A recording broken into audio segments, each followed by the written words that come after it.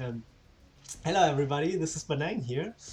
Today, I've brought somebody with me to talk about the new monthly cards. Since I have no idea about the current state of ranked gameplay, I brought an expert with me. Say hello, MaSer. Hello.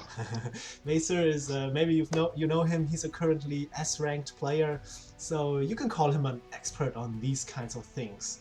So what we're gonna try to do is I'm gonna talk about the Gauntlet aspect, or what I think these cards will do in Gauntlet, and then MaSer tells us his opinion about these cards on the ranked. Cool about that? Yeah, sure. Okay. Let's start with the common one, the Azure Herald. 2 mana, 1/4, restore 3 health to your general. What do you think about that, Mesa?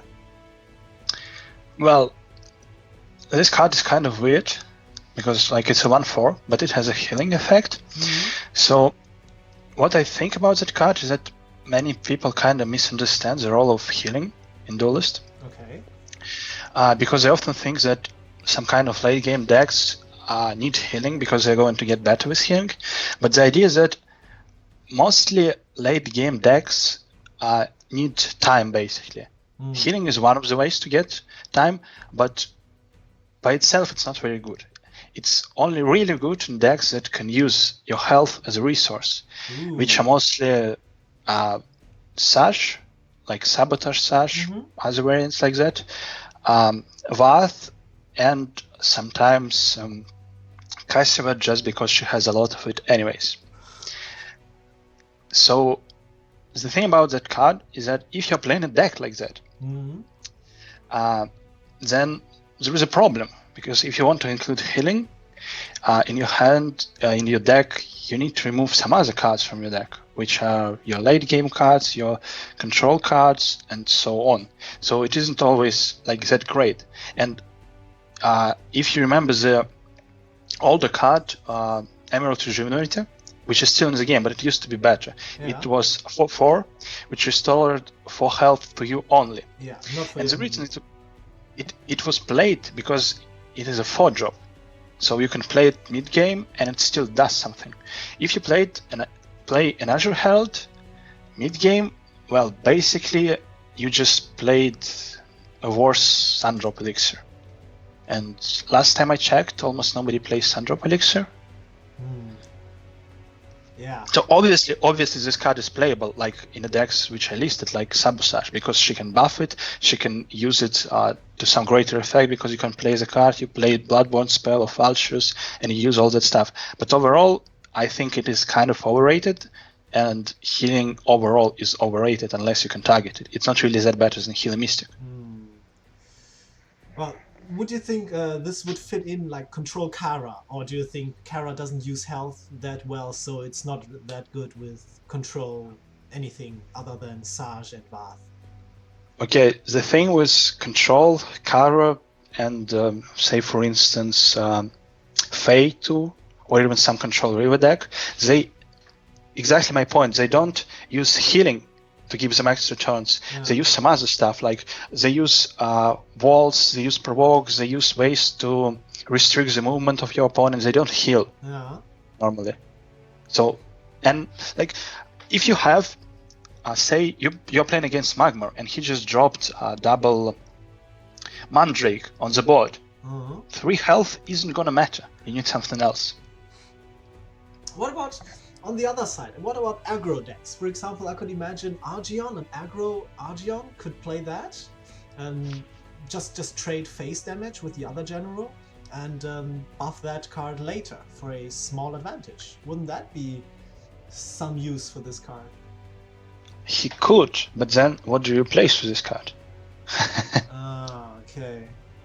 Like, that's the problem with Arjun in particular, because if you want to play aggro with Arjun, or even if you want to play any kind of Arjun, you add his 2-drops, and you already have a good aggro deck, but then you need to remove them somehow to add that card. I see.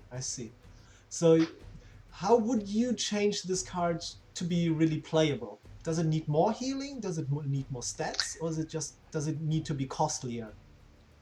It is playable, but it requires a specific meta.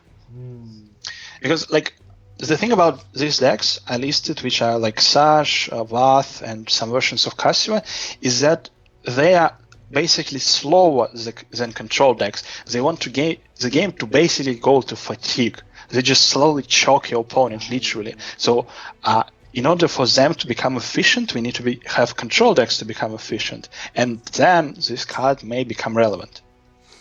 I see. And Gauntlet? Do you have any insights on Gauntlet? I would say it's like really low card value, and you can't really play it on curve. So I would say it's even worse than Gauntlet. Well, I think just because it's a 2-drop, it's not a bad card, because 2-drops in Gauntlet are very important, right? So you can ramp up. And I see in a way this has some late game potential. You know, if you are top decking and you get this one, it might allow you to survive one turn longer. So yeah, if you're playing against Faye, for instance. Yes, and then hope for a lucky top deck next turn to win the game then. So yeah, if you have a really fast deck that runs out of steam, maybe you could use the Azure Herald.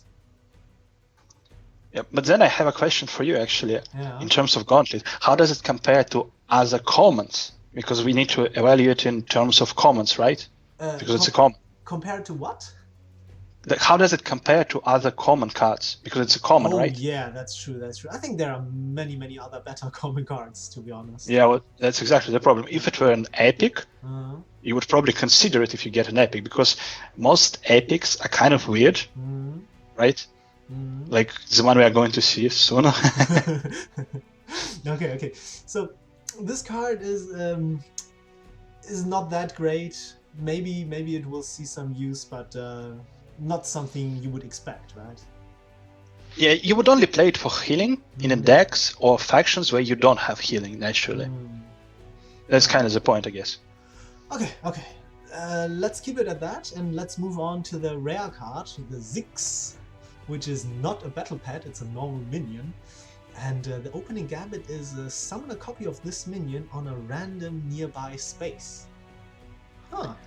We see similar cards with summon a copy of this, right? But most of the time it's either directed, like with the Orb Weaver, or it's completely random, like the Ash Mephit, right? And this is random, but on a nearby space. So 1 mana, 2/4 stats, which is very good. Only the positioning you give up, basically. There is one thing I want to clarify to begin with. Joseki tweeted that if you're playing Kara and you Bloodborne spell, then the second one gets buffed twice, unlike Ash Mephit. Oh, really? So the first one is a 2/3, and the second one would be a 3/4. Yes. For 1 mana. Yeah. That's insane. Which is insane. That's okay. So for Kara, we would definitely expect to see this card, right? With all the double dipping and. Basil, where did you have this information that it double dips from the effect? He posted it on his Twitter. Oh, I see. Oh, Joseki, and he's a dev, basically, so one of the main game designers. We should be able to trust his opinion, to trust his information. Well, I don't know. Sometimes they say things, and then it doesn't exactly work like that. Well, even if it doesn't work like that, it's still 2/3s, which would be 4/6 of stats for 1 mana, or 2 mana for 2 mana, because you play the Bloodborne spell, right? But if you have multiples of them, it's just crazy. God, oh my god. Okay. Not. And that's just Kara, right? So there are other factions in the game. And basically, second best candidate for this card is Abyssian, specifically Lilith, because everyone is playing Blister Scorn right now. And the thing about that card is that it doesn't die to it, which is a huge bonus. True. And then you can combine with all the Death Watch effects and stuff. Death Watch or just use tokens. It is basically better than your BBS, right? Because with your BBS you have 2 random 1/1s. With that stuff you get 1/2s, and one of them isn't random. What do you think about this? Using this on turn one, so play this instead of playing.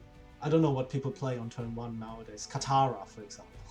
So, as for the turn one, this card is similar to Dream Gazer, Matt. Remember when Dream Gazer used to be a 2/2? Yeah.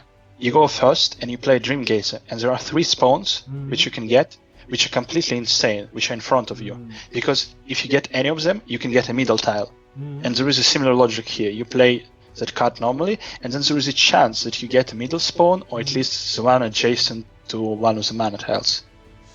And if you get extremely lucky, you can get the mana tile itself and play a 2-drop.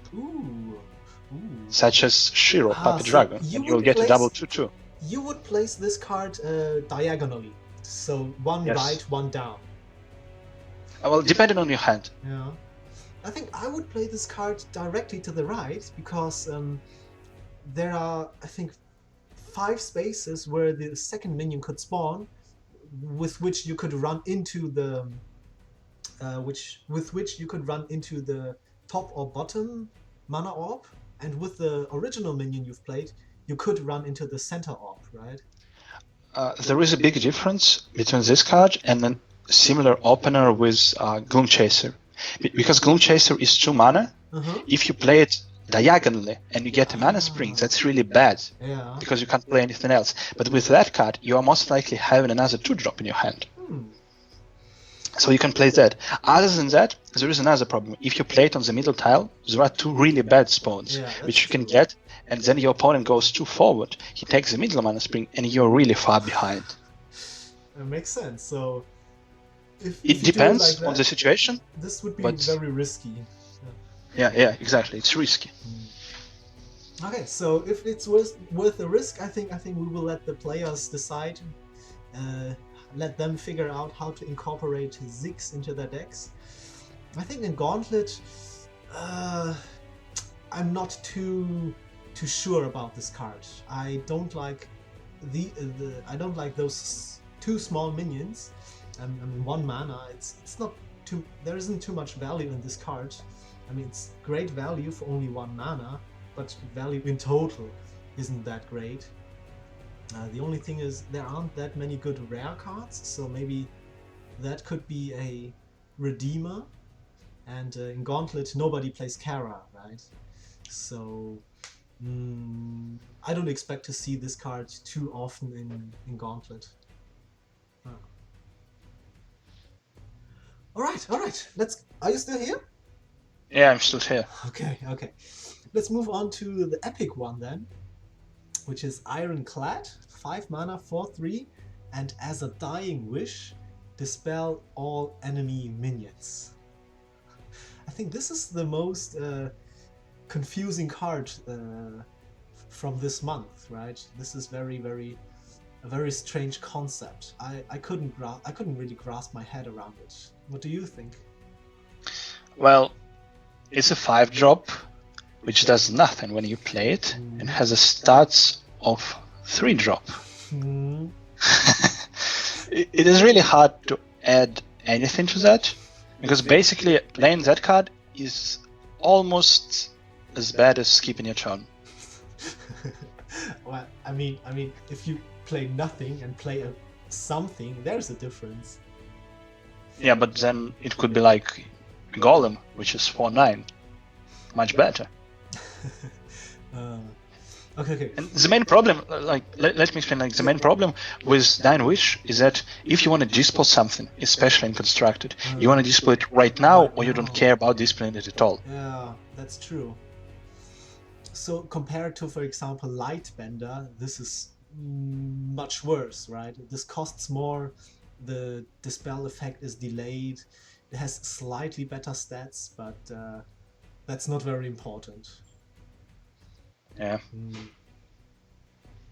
Maybe what I could think of a situation where it is better would be maybe if the enemy has mini Jaxes all over and you can't reach them, and then you play this and you kill it yourself somehow.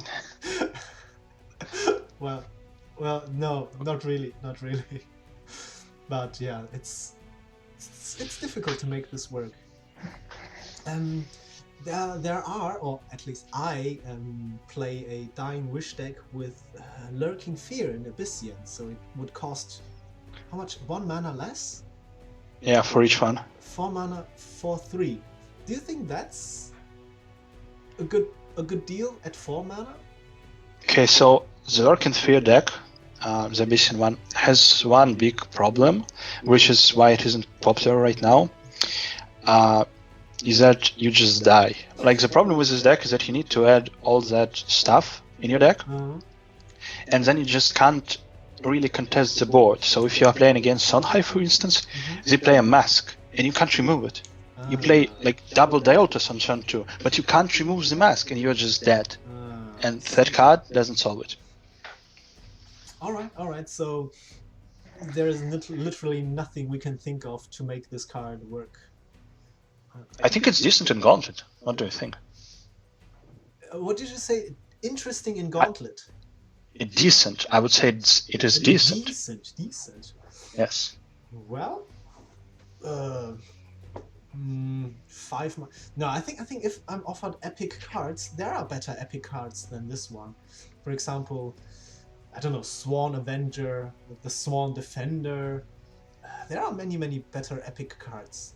And if you're forced to pick this on 5 mana, I think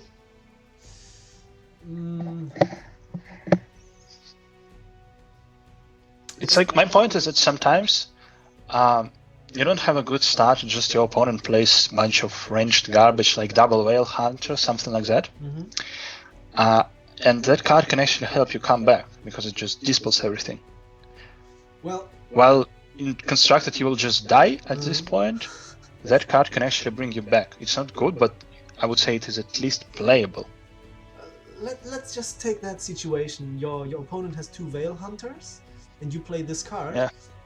I, in the opponent's shoes, would just go face with the Veil Hunters and ignore this card, because at 4/3 you need at least 2 turns to kill the enemy, to kill it, to sacrifice it, right? To suicide it. So in these 2 turns. Well, but the 4/3 goes face faster than Double Whale Hunter. So I'm not sure if that's a good call. Yeah. Okay, that's a valid point. Maybe I will try out this card if the other 2 options are really bad, but I don't see this coming in the near future. Okay, let's move on to the last and legendary card, Decimus. Whenever your opponent draws a card, deal 2 damage to the enemy general. So, Starhorn players rejoice? What is your opinion? First of all, once again to clarify, it only works on draws. It doesn't work on any effect that puts a card in your hand. Yeah. I've read that. Which is Lantern Fox, Snow Chaser, Sphinx, stuff like that. And the only realistic way to make it work is Starhorn Bloodborne spell. And then you're playing for mana to get a 4/4, which is going to turn your Bloodborne spell into a worse version of Phase Bloodborne spell for a turn. Which is... well, it could have been decent if Starhorn was already good, if it already had a good archetype, like an aggressive one. But like, it doesn't change the core problem with Starhorn, is that it just doesn't have enough of good stuff. Yeah, like, imagine if Starhorn had liner cards. It would be insane. But since it doesn't, well, that card doesn't solve it, because it's a 4/4. It's not a good card by itself. I've checked a few meta decks, and I've seen some decks using Spelljammer. Do you think this could be a counter to Spelljammer? No, because you draw at the end of your turn, so your opponent will always have a possibility to remove the card. Before he draws, then. Yes. So you say the way to make this work would be to play this and play some forced draws at the same time. Yeah, which is too slow. Okay. Oh well, that's a pity. Because I like Starhorn. The lore about him is pretty cool, actually. Well, if that card were good, it might have just happened to be overpowered, so you need to be careful. Oh well, oh well.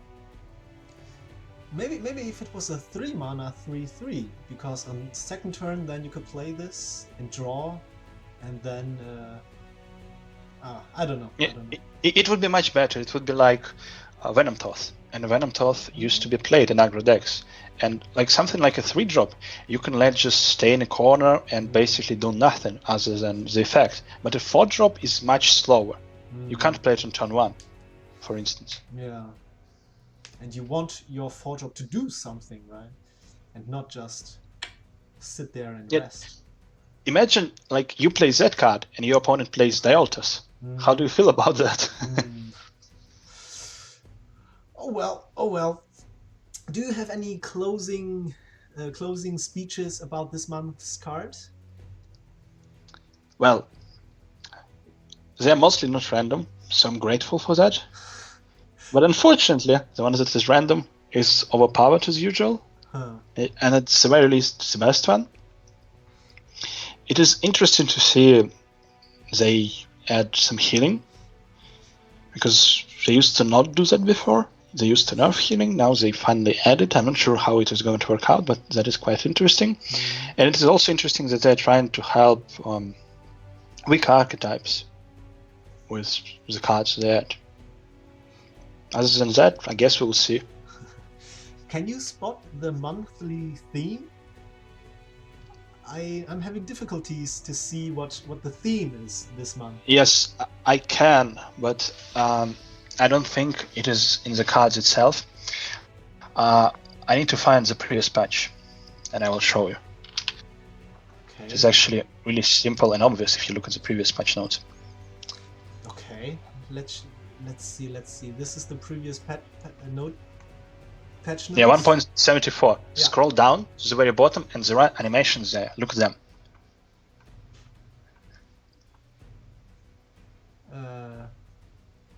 Yeah, that's the preview for...